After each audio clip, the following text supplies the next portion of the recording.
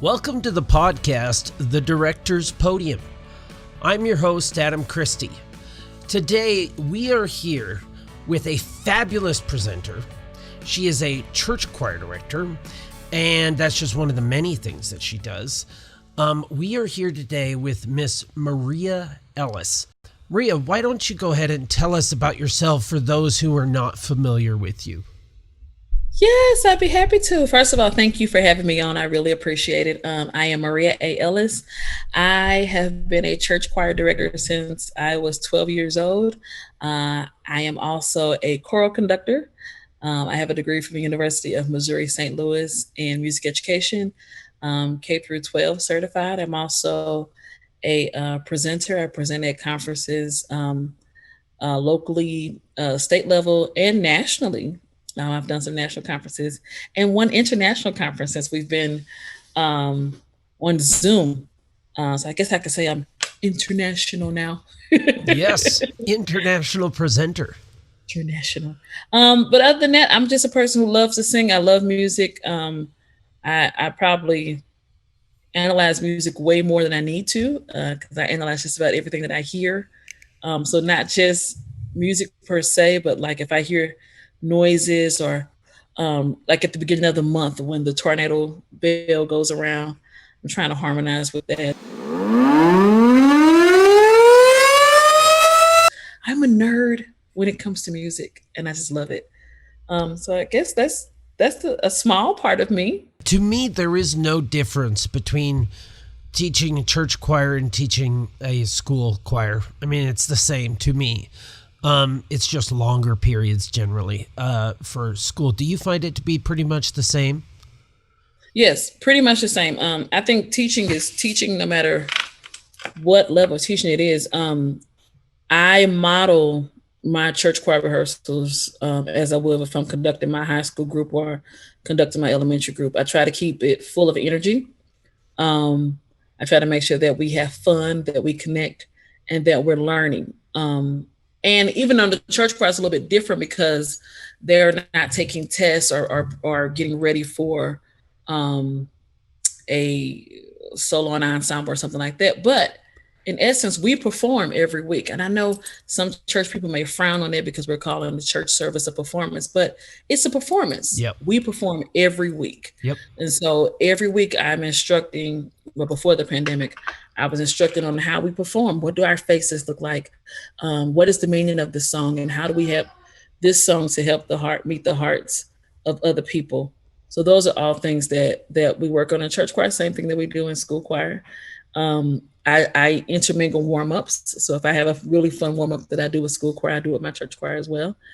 And I just have fun doing all of it. What made you want to be a choir director? So when I was younger, I learned that I could hear parts. My sister and I would actually stay up at night and listen to the radio and try to figure out the soprano, alto, and tenor parts of various songs. And I loved everything about it. And then on Sunday mornings, we would watch Bobby Jones Gospel on BET. And that was, I think I grew up in a really cool era because like gospel choirs were really, really big in that era. So I would watch like Hezekiah Walker and Orlando Draper and John P. Key, and I would watch how they would control the sound. And I was like, I want to do that. So at church, the directors at my church choir were predominantly female.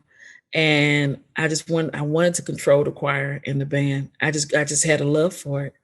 And I would mimic my godmother was a choir director. So I would mimic her and her conducting. And I just fell in love with it. So when I was given the opportunity, I ran with it. I just didn't know that I could have a career doing it on a professional level. I thought that the conductors were only men because I never saw females doing it on like the professional stage or whatnot. And so I didn't go that route after high school. I took the business route, but later on, once I found out and I was like, this is what I want to do. So in 2013, I went back to school and got a music ed degree and fell in love with it even more. So when you hear somebody say it's about the kids when it comes to teaching or teaching kids. Do you agree with that? Do you think that's a correct statement? I partially agree with it. It's about the kids, but it's about the teacher as well. I feed off of them. So when I'm with I conduct two groups. I have an elementary choir that's 3rd through 6th grade, and I have a high school group that's 9th through 12th grade. And no matter, I know there's been days where I've like felt like crap, like, oh my God, I just don't feel like it. We have those days when we just don't feel like teaching. Yeah. But when I get with them and I get in front of them, like my attitude instantly changes and I am into it because I'm feeding off of their energy. So if they are putting out fabulous energy, then I'm taking all of that energy and then that makes me teach even better. So I think it's about both of us. I think it's kind of like a give and take. Like I give to them, they give back to me, then I give more and they give more. And so one thing I always tell my high school group, I say, if you don't want me to conduct weak, then you cannot sing weak. So if whatever you want me to give you, I need you to get it back to me. And they always laugh at that. And they say, okay, Miss C, we got you. And then they sing. And we just have a good time. Like all of my groups that I'm a part of, that I conduct or that I sing with, we just have a good time. And I try to make learning relevant. So relevant to things that are happening in their lives. You talked earlier about Among Us, and we were, off before we got started. I don't know how to play per se. I'm not that good. When I play with my children, my natural children, I was easily beaten. That's because I didn't know what I was doing.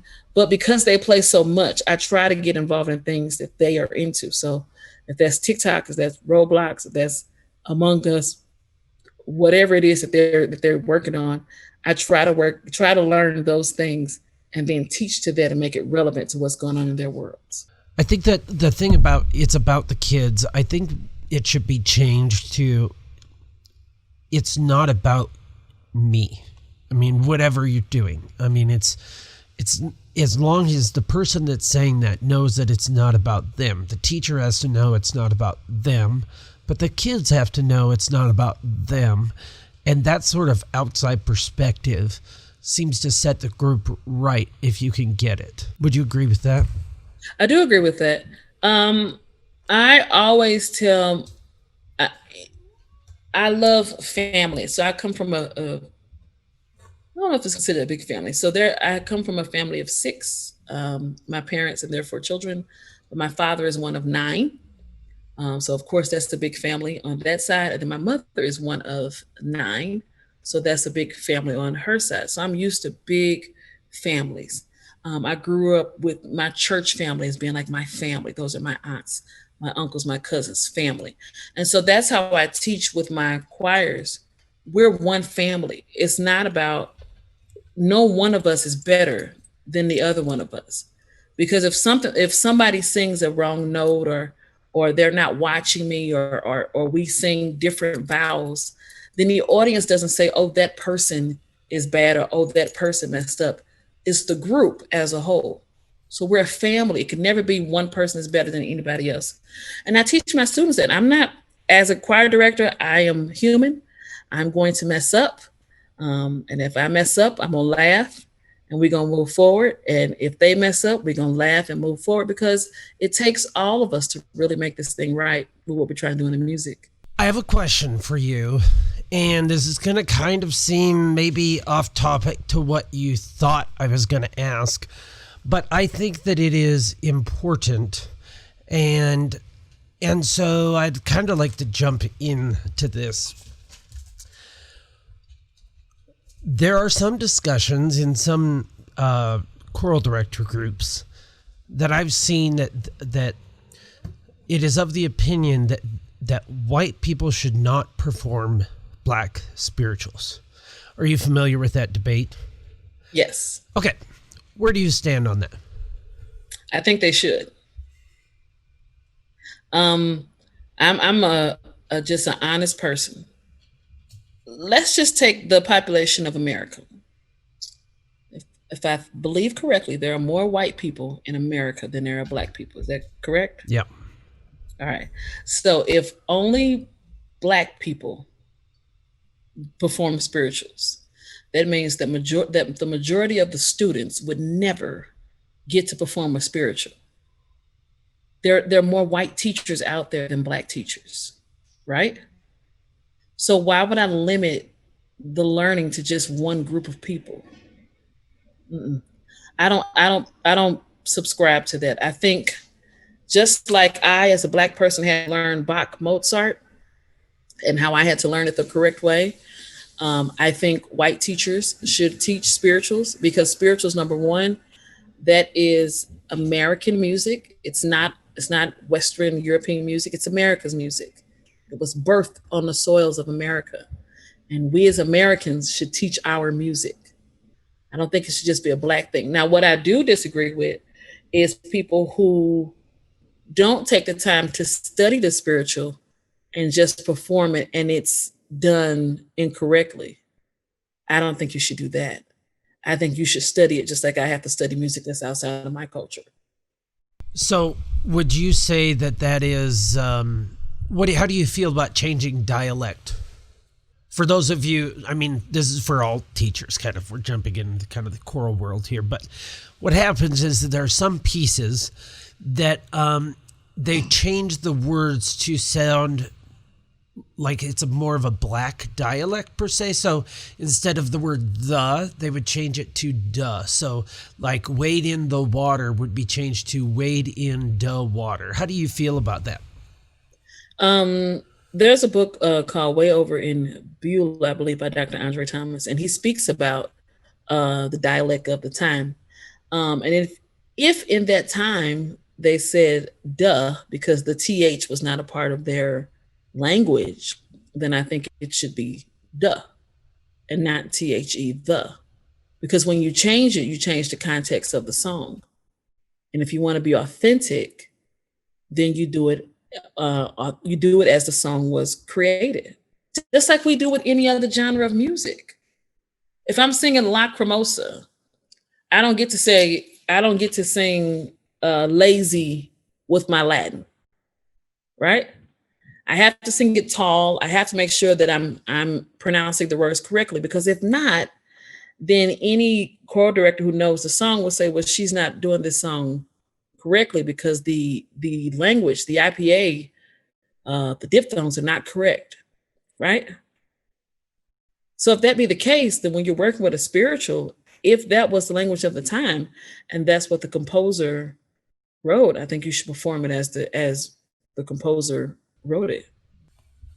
I mean, the argument is that it makes, I don't understand these people either, but I try to understand them because I think it's important that even if I disagree, that I try to understand where they're coming from. And from what I'm gathering, is it kind of they think that you're making black people seem uneducated or not as smart as they are when you do that? That could be it, but we have to understand what was happening at the time. So the people that were brought over, I hear this often that the slaves were unlearned or they were unintelligent people, but that's not true at all. If you go to Africa right now, or if you meet a person from Africa right now, those people speak several languages. So could it be that when the slaves were brought over to America, that they just didn't speak English? They spoke other languages, but not English. So it's not that they were unintelligent. They were in a place where they were learning a language that was not their own language. So they had to use what they heard. It's just like when a baby is learning to talk, they don't come out saying mother.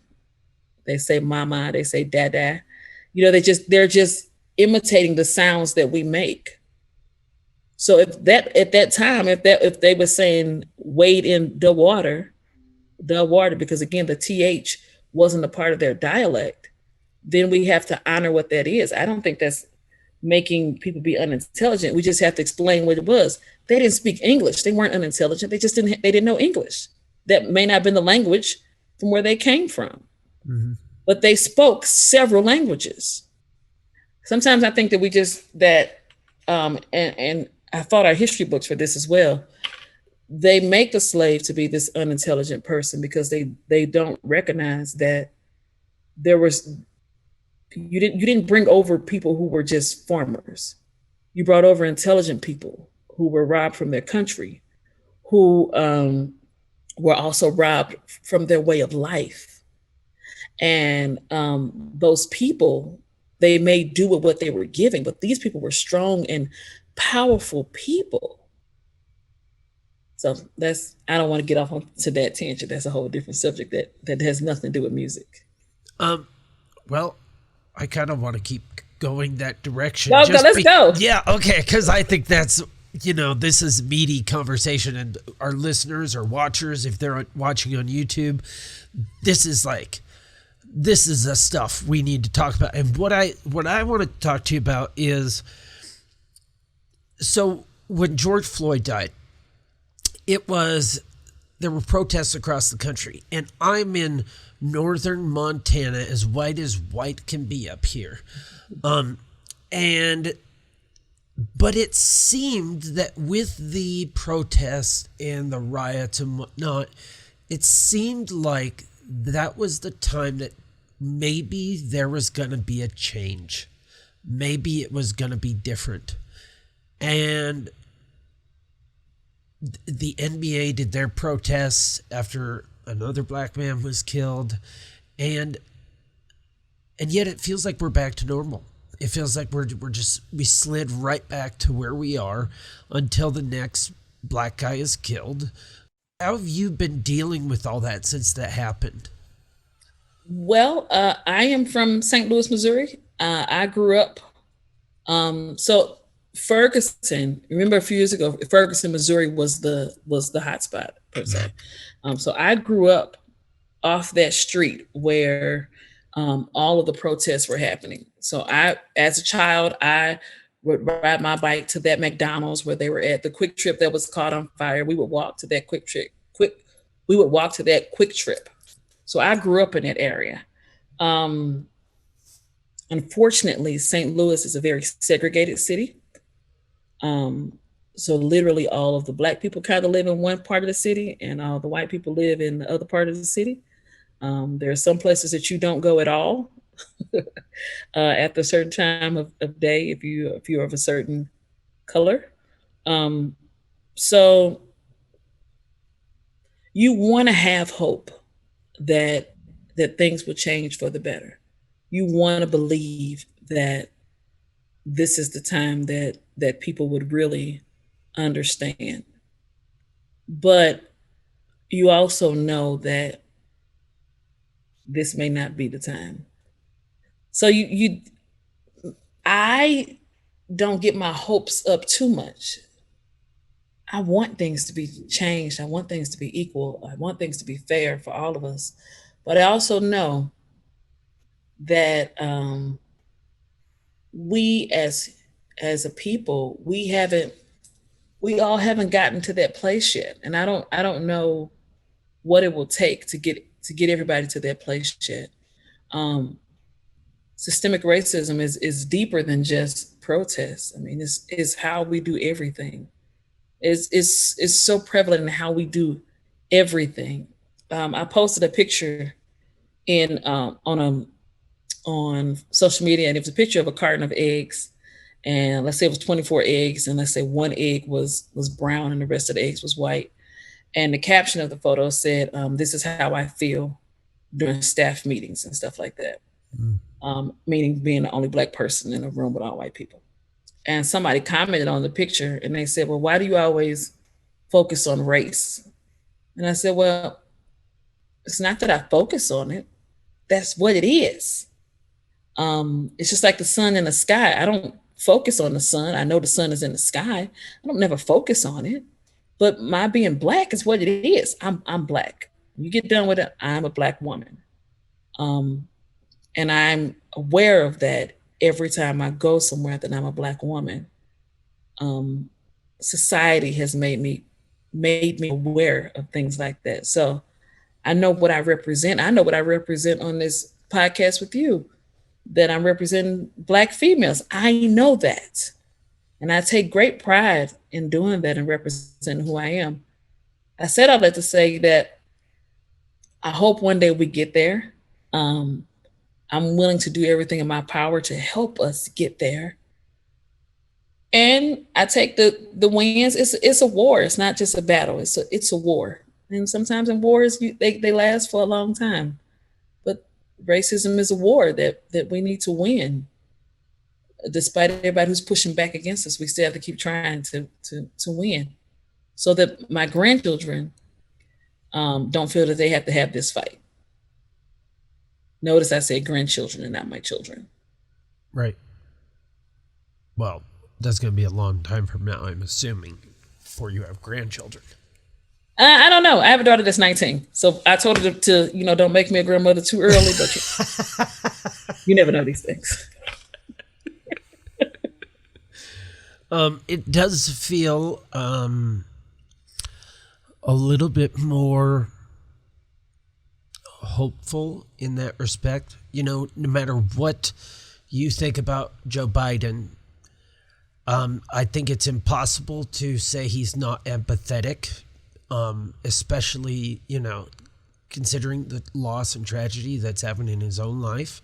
Mm-hmm. And it seems like this is the period of time in America that we really need that empathetic president. And maybe that was the thing that drawed everybody to him. But it wasn't everybody, because you got to remember 70 million people voted for Donald Trump. And I'm not, you vote for who you vote for your beliefs and all that kind of stuff. I got you. The only problem that I have, though, is it's hard for me to be empathetic with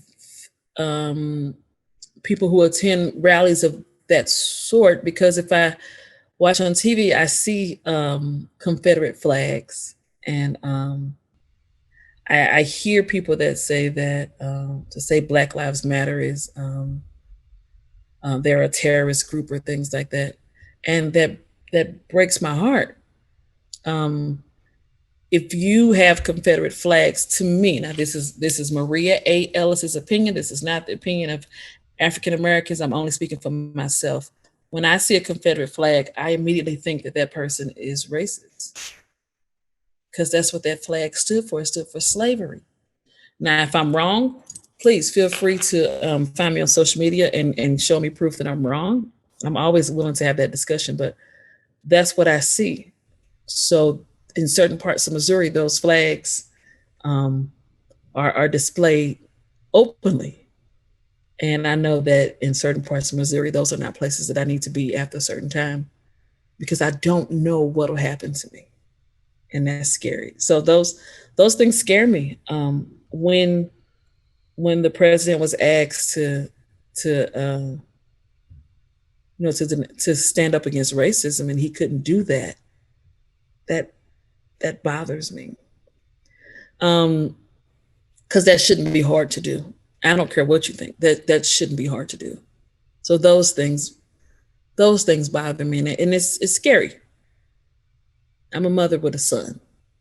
It's scary. I'm scared for my son, scared for my brother, scared for my nephews, scared for my husband, my father-in-law, because you just don't know what's going to happen. You don't know. You want to believe everybody is good, but you don't know. Can you tell us a story about a time in America where you experience blatant racism towards you or your family? How long you got? Yeah, well, just one example. I'm sure there's many. Growing up. So again, remember I told you I grew up near Ferguson. So that strip of Ferguson, there's like several municipalities on the same street.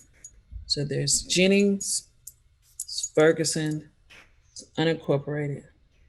You go back to Delwood, and there's another little sliver of Ferguson, and then it's like unincorporated again. So I grew up in Jennings, and then we moved to Delwood. Okay. We are a family of 6. I have a mother and father. They have 4 children. Both of my parents work. We were the first Black family to move on this street. My father received a ticket every day. Every day he got ticketed for something. Every single day. He got a ticket because the wind blew the lids off the trash can, and he got a ticket. The wind, we weren't even at home. The wind blew the lids off the trash can, and we got a ticket. Not that trash was all over the neighborhood. The wind blew the top off of it, and we got a ticket. So that's racism. And that was because we were the Black family that was on the block. We were the only Black family there.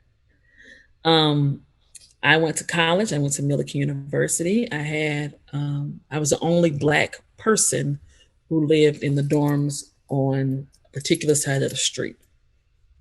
Black person that lived in these dorms.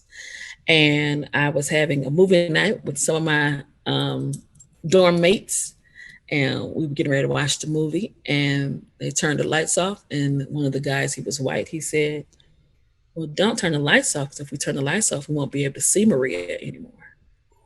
I said, oh, okay. You got jealous. That's racism. I've been to the store where we've been followed around stores, where people have asked us a million times if we needed help. Recently, I was at a store. This happened last week. My daughter and I went to the store. We were using the self-checkout. It's myself. There was a white lady on this side checking out, and there's a Middle Eastern man checking out.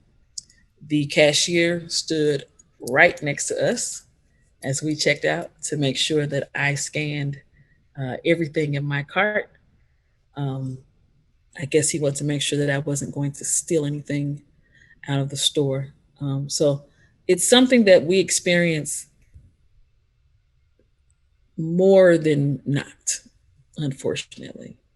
I've been to conferences where people have passed over me and didn't speak or looked at me sideways because they didn't feel that I belonged until I stepped in the front of the room to present. And then automatically the views change and things like that. But you know what, Adam? Even in all those instances, though, those things don't make me angry. They don't make me angry. It makes me love even harder. It makes me want to show love to people more. I am probably one of the nicest people that you will ever meet. I'll give you the shirt off my back because I love people. I love all kinds of people, and I want us to win. And in order for us to win, if I have to be the person that shows you that not all Black people are this way, or not all women are this way, or Black women are not these angry people, we're just really passionate about what we do, then I'm more than happy to be that person that shows you that, because I really want us to all love each other. Just like music, it takes all of us. It really, really does. Nobody wants to hear a song where we just play the C key all the time, or we just sing note C. No, you need all the pitches. You need all of it to make a beautiful symphony, a beautiful song. So I'm not angry. If that happens, it happens. We deal with it, and then I continue to show love. Well, that's very inspiring, how you approach that. How can people get a hold of you? How can people connect with you online? You can find me on Girl Conductor on all social media platforms. So Instagram, Twitter, Facebook, YouTube, TikTok, all at Girl Conductor, GIRLCONDUCTOR, or visit my website, www.girlconductor.com. I can speak, girlconductor.com. And you can find, I try to upload videos or techniques that I find in teaching that work, especially since we're virtual. I try to upload videos or shed or give experience of things that have helped me in the classroom. So come join me.